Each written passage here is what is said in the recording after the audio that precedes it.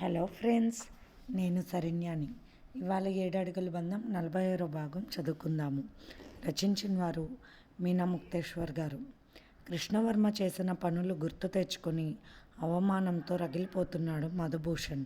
హోటల్లో తనకు మత్తు మందిచ్చి తనను అందరి ముందు బుక్ చేశాడు. ఆ కృష్ణవర్మను చంపేదాకా నేను నిద్రపోనంటూ పగతో కోపంతో రగిలిపోతున్నాడు. తాతగారు ఫ్యాక్షనిస్ట్గా ఉన్న భయంకరమైన రోజుల్లో ఆయన ఆరాధించే మహంకాళీదేవి అమ్మవారు గది తలుపులను ఇప్పుడు తెరిచాడు మధుభూషణ్. ఆ విగ్రహాన్ని చూసి కాసేపు అలాగే ఉండిపోయాడు. అంత భయంకరంగా ఉన్న విగ్రహాన్ని ఎప్పుడూ చూడలేదు.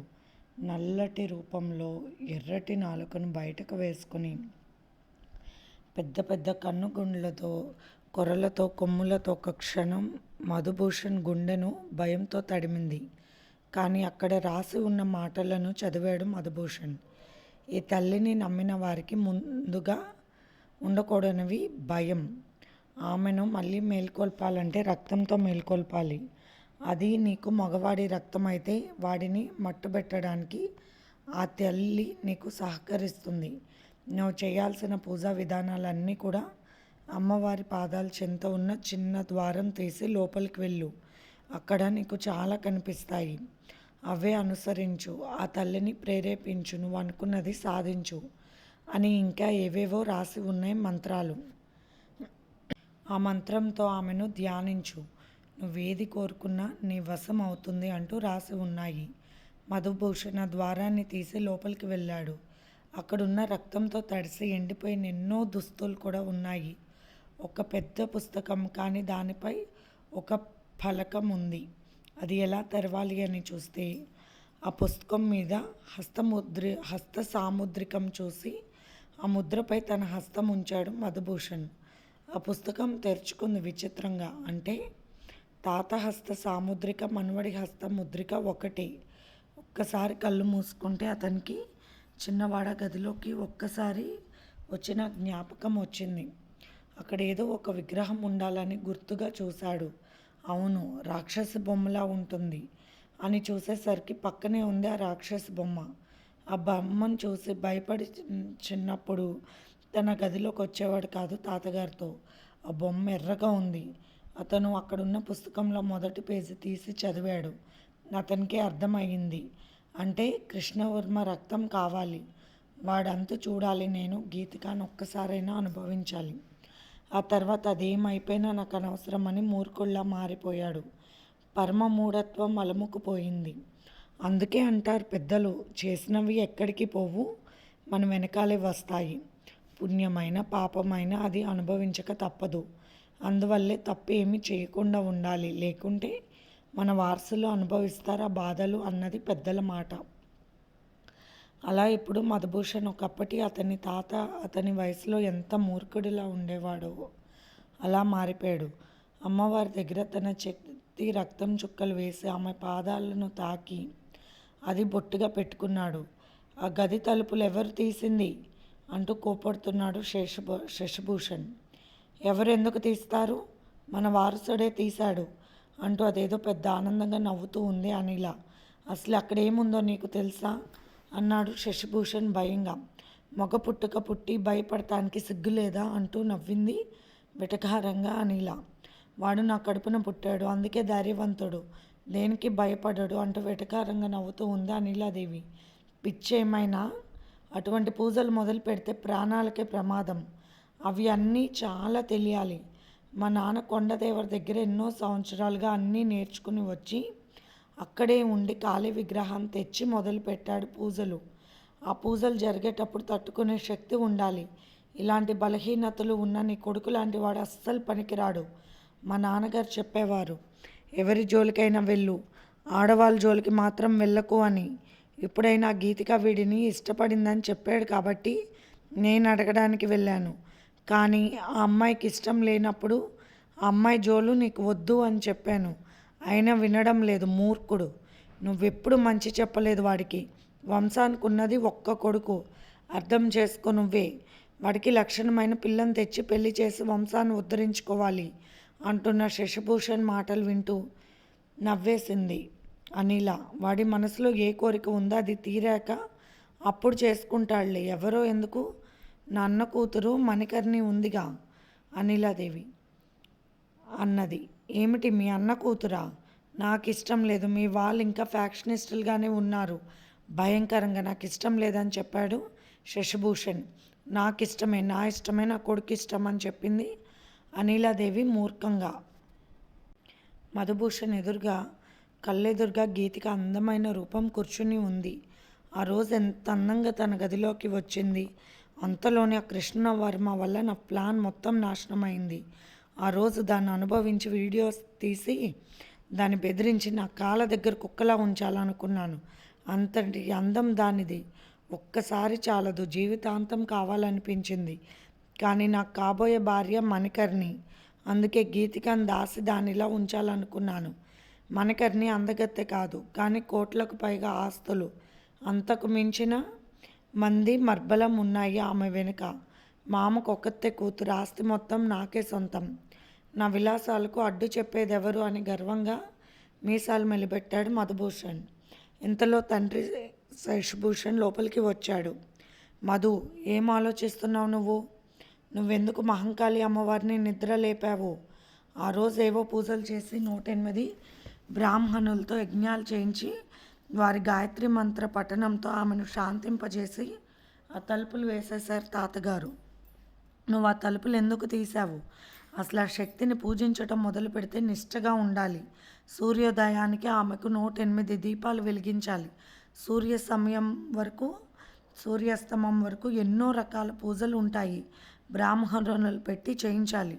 ఆ అమ్మవారి పూజలో ఉన్నప్పుడు నువ్వు పరస్త్రీ వ్యామోహంతో వేరే ఆలోచనలోకి వెళితే నువ్వు పడే కష్టాలకు అంతే లేదు. ఎందుకు చెప్తున్నానో విను. మీ అమ్మకు అసలు పూజలు, శాంతి భావాలు, సత్సంప్రదాయాలు ఏమీ తెలియవు.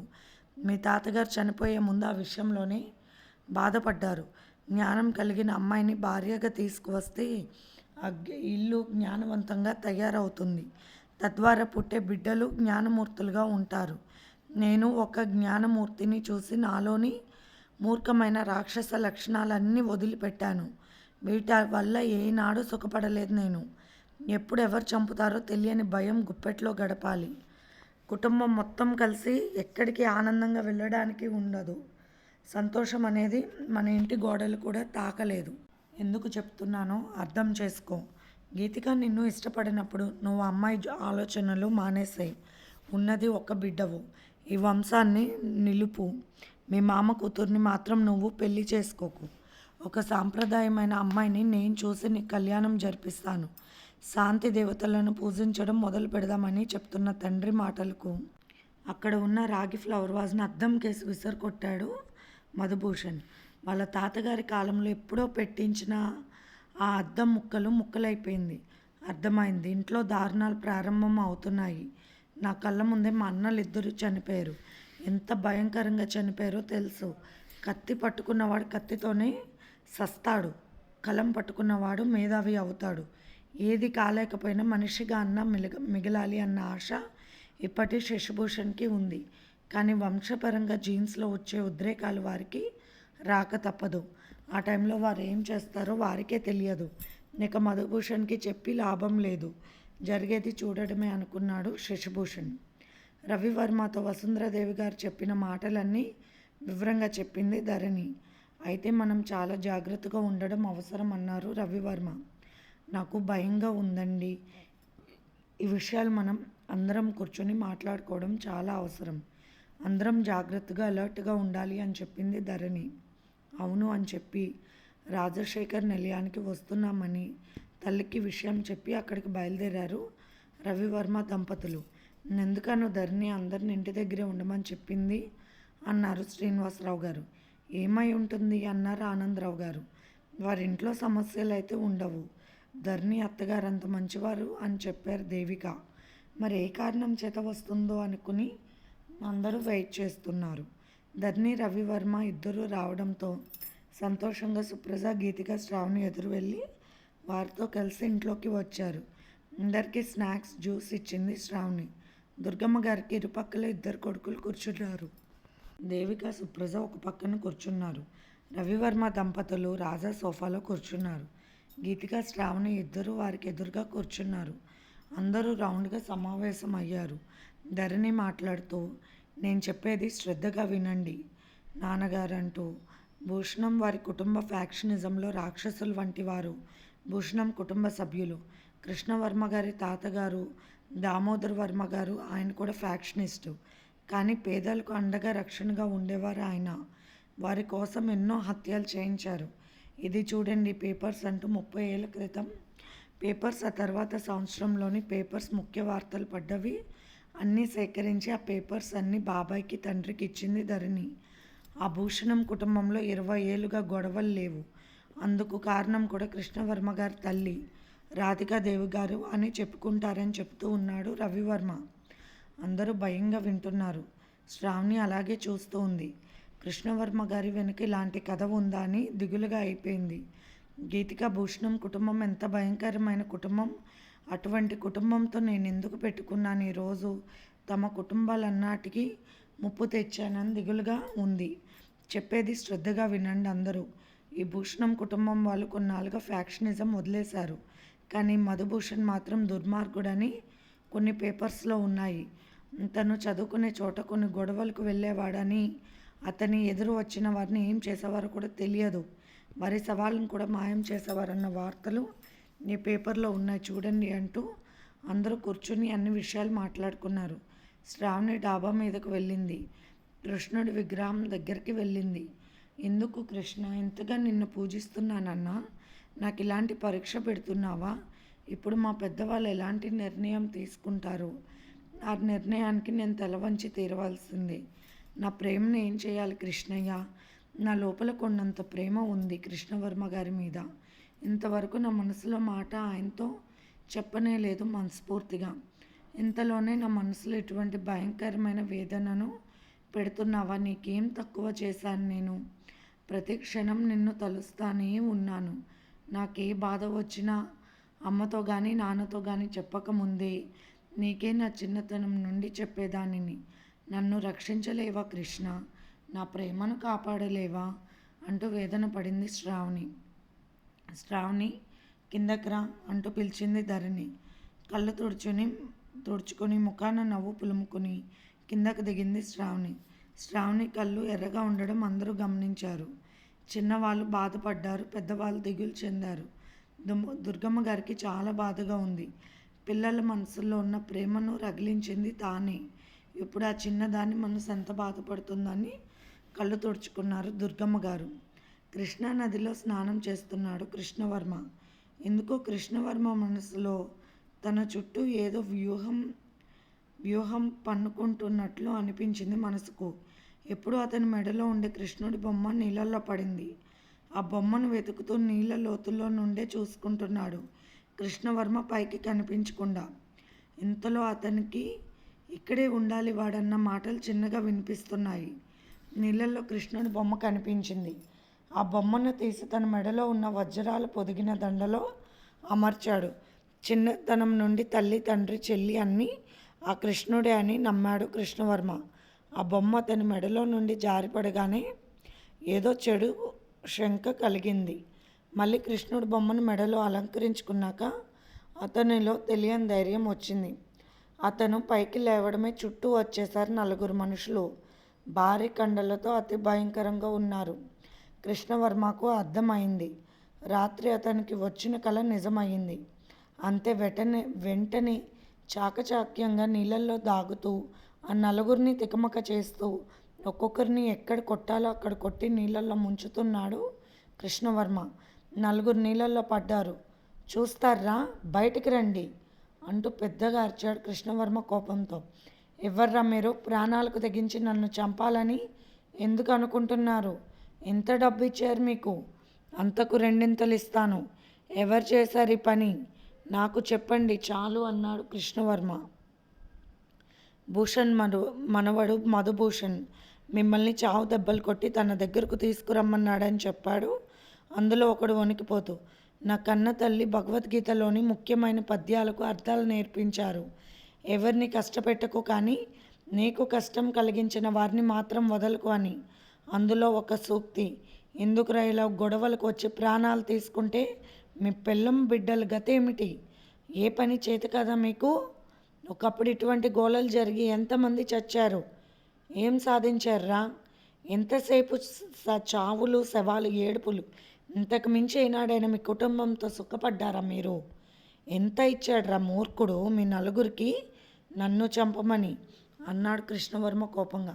1,00,000 రూపాయలు, 25,000 ఒక్కొక్కరికి అని చెప్పారు వాళ్ళు. సర్లే ముందు పదండి అంటూ జీప్ ఎక్కించుకొని తీసుకువెళ్ళాడు హాస్పిటల్కి. వారికి వైద్యం చేశాడు. నేను ఎక్కడ కొట్టానో, ఎలా కొట్టానో నాకే తెలుసు, వైద్యం కూడా నాకే తెలుసు అంటూ మెల్లి తిరిగిపోయిన వారి చేతులను సరిగ్గా లాగాడు. ఇదిగో ఈ కనపడని వాపు దెబ్బలకు ఈ ఆయింట్మెంట్ రాసుకోండి, ఈ టాబ్లెట్ వేసుకుని పడుకోండి, రాత్ర నిద్ర పడుతుంది అంటూ అందరికీ యాంటీబయాటిక్ ఇంజెక్షన్ చేశాడు.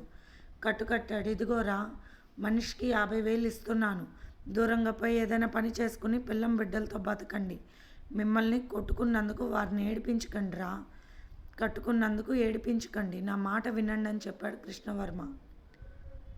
బయటకు వచ్చిన వారికి నిజంగానే ఏడుపు వచ్చింది. ఒరే, ఇంత మంచివాడిని చంపమని డబ్బులు ఇచ్చారు, మనం కొట్టిన మనకు డబ్బులు ఇచ్చాడు, మనల్ని కొట్టిన వైద్యం కూడా చేశాడు అన్నాడు. అందులో ఒకడు ఆశ్చర్యంగా. మరొకడు మాట్లాడుతూ, కొట్టి మనకు వైద్యం చేసి మన వాళ్ళకి ఇచ్చిన దానికి 2 రెట్లు కలిపిచ్చాడు, నాకైతే దూరంగా వెళ్ళిపోవాలనిపిస్తుంది అన్నాడు ఒకడు. లేదన్నా, అతను మనకింత మంచి చేసినందుకు వాళ్ళు తలపెట్టే చెడు కార్యక్రమాలను ముందే కృష్ణవర్మ గారికి తెలియచేద్దాం, ఆ విధంగా అయినా రుణం తీర్చుకుందాం అన్నాడు అందులో తెలివైనవాడు. మనల్ని బతకనిస్తారా భూషణం మనుషులు అన్నాడు ఒకడు. ఎంతసేపు పెద్దల వెనుక గొర్రెలా తిరగడమే కానీ మనకు ఒక మనసు ఉందని, మనకంటూ ఒక ఫ్యామిలీ ఉందని ఎవరూ అనుకోవడం లేదురా. మూర్ఖులాగా పడి వాళ్ళు వెంట వెళ్ళిపోతున్నాము. బతికితే భయం భయంగా బతుకుతున్నాం ప్రతి క్షణం, లేకుంటే కుటుంబాన్ని నట్టెంట్లో ముంచి చేస్తున్నాము. ఇదేమంటారా బతుకు, ఇదేం రా బతుకు అన్నాడు మరొకడు. నలుగురు కూడా కృష్ణవర్మని దేవుడిలాగానే భావించారు. బాగా కొట్టాం, భయపడిపోయాడు. ఈలోపు వాళ్ళ మనుషులు వచ్చారు, అందుకే కనపడకుండా వచ్చామని చెబుతామని ఒకరికొకరు కరెక్ట్గా చెప్పుకొని వెళ్ళారు. పెళ్ళం బిడ్డలకు బట్టలు, తిండి బండారాలు, ఎప్పుడో వారు కోరిన కోరికలు గుర్తుకు వచ్చి అవి కూడా కొనుక్కొని తీసుకువెళ్ళారు. ఇంటికి చేరిన కృష్ణవర్మ తల మీద గాయం చూసి దామోదర వర్మ గారు, ఏమైంది కృష్ణ అన్నారు. ఏం లేదు తాతగారు అన్నాడు కృష్ణవర్మ. లేదు, జరిగింది జరిగినట్టు చెప్పు, తగిలిన దెబ్బలు చూస్తే కారణం ఏమిటో నాకు బాగా తెలుస్తుంది అన్నాడు దామోదర్ వర్మ. ఇది ఫ్రెండ్స్ ఇవాల్టి ఎపిసోడ్. మీకు కనుక ఎపిసోడ్ నచ్చినట్లయితే లైక్ చేసి, షేర్ చేసి, సబ్స్క్రైబ్ చేసుకోండి ఫ్రెండ్స్. అలాగే మన ఛానల్లో ప్రసారం అవుతున్న positive thoughts written by Shri Kommanapalli Ganapathi Rao గారి కూడా చదివి మీరు లైక్ చేసి మీ అమూల్యమైన సమీక్షలు తెలియచేయండి ఫ్రెండ్స్. బాయ్.